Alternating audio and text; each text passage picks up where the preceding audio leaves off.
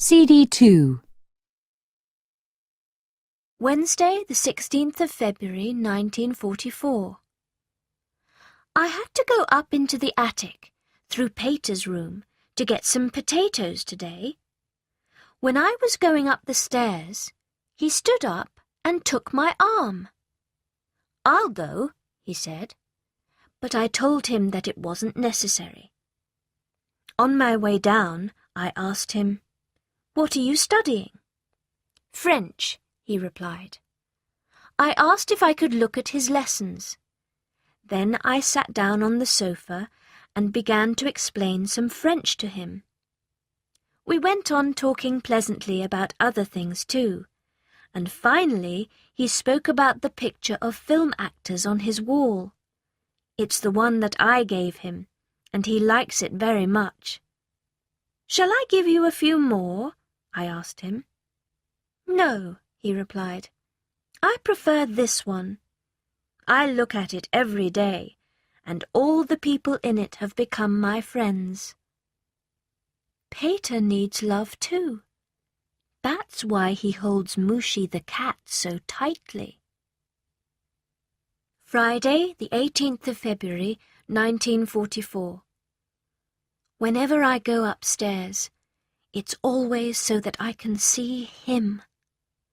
I have something to look forward to now, and life here is better. Mother doesn't like me going up there. She says that I should leave Pater alone. She always looks at me oddly when I go to Pater's room. When I come down again, she asks me where I've been. Wednesday, the 23rd of February, 1944. The weather is wonderful, and I feel better. Almost every morning, I go up to the attic for some fresh air. We can open the window there and look out. This morning, Pater was up there too. He came over to where I was sitting on the floor. The two of us looked out at the blue sky, at the tree, and at the birds flying through the air. It was so beautiful that we couldn't speak. We stayed like this for a long time. How can I be sad when there is the sun and the sky? I asked myself. God wants us to be happy and to see the beauty of this world. It will help us in all our troubles. Sunday, the 27th of February, 1944. I think about Pater from morning to night. I dream about him and see his face when I wake up. I feel that Pater and I are not really very different, although we seem to be on the outside. We both have strong feelings inside, which are difficult to control. Neither of us feels that we have a mother. His mother isn't serious. Mine is interested in my life, but she doesn't understand me at all. Saturday, the 4th of March, 1944. This was the first Saturday for months that wasn't boring. It was because of Pater. I joined the French lesson that Father was giving him. I was in heaven, sitting on Father's chair close to Pater. Afterwards, we talked together until lunchtime. Whenever I leave the room after a meal, Pater says, if no one else can hear him, "Goodbye, Anne. I'll see you later." Oh, I'm so happy. Perhaps he does love me, and it's so good to talk to him. Friday, the 10th of March, 1944. We have more troubles now. Miep is ill, and Mr. Clayman is still away from work with his bad stomach. Bep is trying to do everything on her own. Last night, somebody knocked on the wall next door while we were having dinner. We were very nervous all evening. The police have taken Mr. M away. He's the man who sells us potatoes, butter and jam on the black market. It's terrible for him, and also for us. He has 5 young children and another baby coming. Tuesday, the 14th of March, 1944.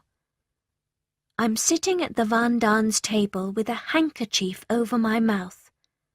Why? Let me start at the beginning. They've arrested the people who bring our ration tickets, so we don't have any fats or oils. Miep and Mr. Clayman are ill again, and Bep can't go shopping for us. The food is awful. Lunch today is potatoes and some very old vegetables out of bottles. They smell terrible, which is why I have the handkerchief. We've got to eat them too. I feel sick when I think about it. Half the potatoes have gone bad, and we have to throw them away. If life here was pleasant, the food would not matter so much. But it's the 4th year of the war, and we are all in bad moods. Saturday, the 18th of March, 1944. I've written so much about myself and my feelings, so why shouldn't I write about sex too? Parents are very strange about sex. They should tell their sons and daughters everything at the age of 12. But instead of that, they send them out of the room when anyone talks about sex, and the children have to try and find out everything by themselves. Then, later, the parents think that the children already know it all, but usually they don't. Soon after I was 11, they told me about periods, but I didn't know where the blood came from or what it was for. When I was 12 and a half, one of my friends told me some more. She told me what a man and a woman do together. Well, I had already guessed. I was quite proud of myself. She also told me that babies don't come out of their mothers' stomachs. Where everything goes in is where the baby comes out. Children hear about sex in bits and pieces, and that isn't right.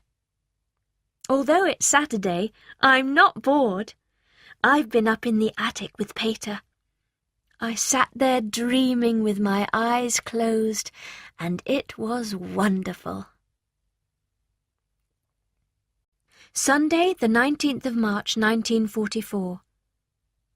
Yesterday was a very important day for me. At 5 o'clock, I put on the potatoes to cook, and Mother gave me some sausage to give to Peter. But he wouldn't take the sausage, and I thought it was because of the awful quarrel that we had recently. Suddenly, my eyes filled with tears. I took the plate back to Mother and went into the toilet to cry. I decided to talk to Peter. After the washing up, I went to his room. We stood by the open window as it grew dark. It's much easier to talk like that. He didn't refuse the sausage because of our argument, but because he didn't want to look too greedy. Then we talked about so much together. It felt good. It was the most wonderful evening I've ever had in the annex. We talked about our parents and our problems with them. I told him how I cry in bed. He said that he goes up to the attic when he is angry. We talked all about our feelings, and it was just as good as I imagined. We talked about the year 1942 and how different we are now. He thought that I was a noisy, annoying girl at first. I thought that he was uninteresting. I told him that we are like 2 sides of the same coin. I am noisy and he is quiet, but also that I too like peace and quiet. I said that I understand why he goes away to be alone sometimes, and that I'd like to help him when he argues with his parents. "But you always help me," he said. How? I asked, very surprised. Because you're always cheerful. That was the nicest thing he said all evening. He must love me now as a friend, and I'm so grateful and happy for that. Wednesday, the 22nd of March, 1944. Things are getting more and more wonderful here. I think that true love may be happening in the annex. Everyone has made jokes about us, saying that we might get married if we are all in the annex long enough. Perhaps those jokes aren't so silly at all. I'm sure now that Peter loves me too, but I don't know in what way. Does he just want a good friend, or a girlfriend, or a sister? Oh, when I think about Saturday night, about our words, our voices, I feel very satisfied with myself. For the first time, I don't want to change anything that I said. Thursday, the 23rd of March, 1944. Our black market ration book men are out of prison now, so things are better here. Yesterday, a plane crashed quite near us, on top of a school. Luckily, there were no children inside. There was a small fire, and 2 people were killed. The men inside the plane were able to get out in time, but the Germans shot them immediately. Local people were so angry. It was a cowardly, horrible thing to do. We, the ladies of the annex, were very frightened. I hate the sound of guns. Tuesday, the 28th of March, 1944. Mother is trying to stop me going up to Peter's room. She says that Mrs. Van Daan is jealous. Perhaps she's jealous too. Father is happy about it. He's glad that we're friends. Mother thinks that Peter has fallen in love with me. I wish that it was true. I do want to stay friends with Peter.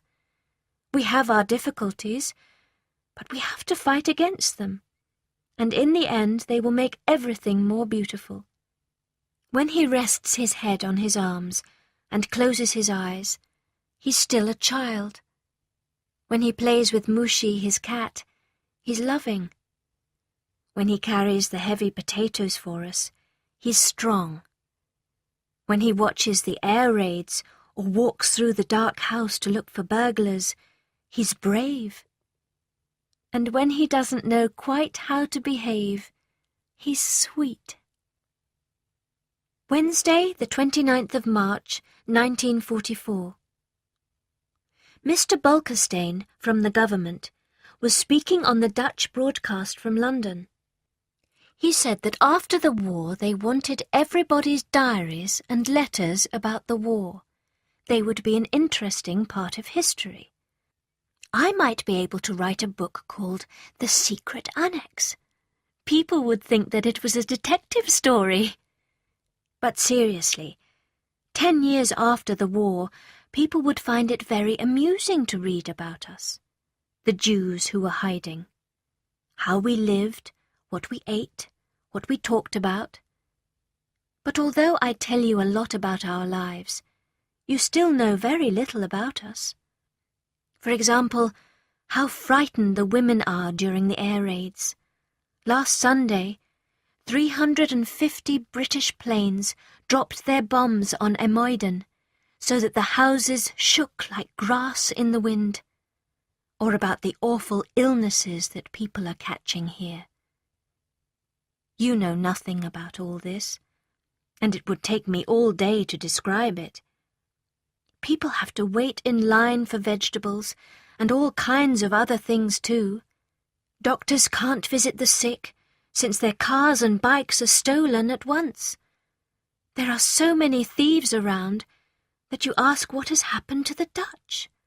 Why are they stealing so much? Little children, 8 and 11-year-olds, break the windows of people's homes and steal whatever they can. People don't dare to leave the house even for 5 minutes, because everything may be gone when they return. The public phones are stolen, and all the parts of the electric clocks on the street corners too. Everyone's hungry. A week's food ration doesn't even last 2 days. We're waiting for the Allied invasion, but it's so long coming. The men are sent to Germany, the children are ill or hungry, and everyone wears old clothes and broken shoes. It's too expensive to repair shoes, and if you give your shoes to a shoe mender, you may never see them again. Friday, the 31st of March, 1944. Just imagine, it's still cold, but most people have had nothing to put on their fires for a month now. It sounds awful, doesn't it? But we are hopeful about the Russians, who are doing well. They've reached Poland now, and the Prut River in Romania. They're close to Odessa too. The German army has invaded Hungary. 1 million Jews still live there. There is no hope for them now. Nothing special is happening here. Today is Mr. Van Daan's birthday. He received several presents and a cake.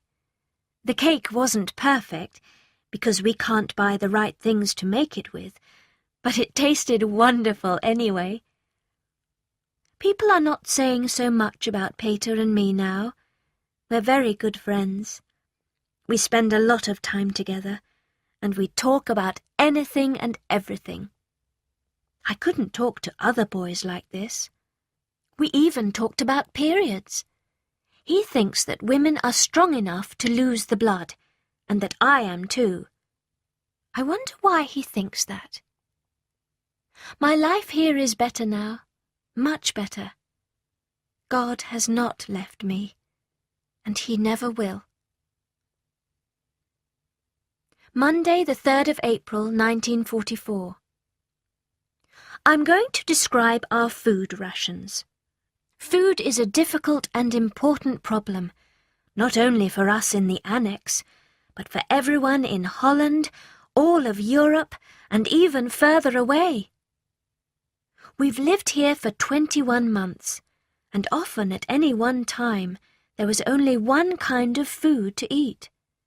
For example, one kind of vegetable or salad.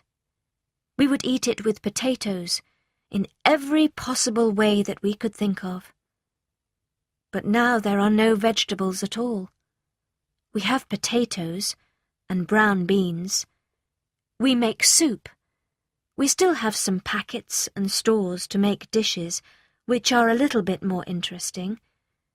But it's beans with everything, even in the bread.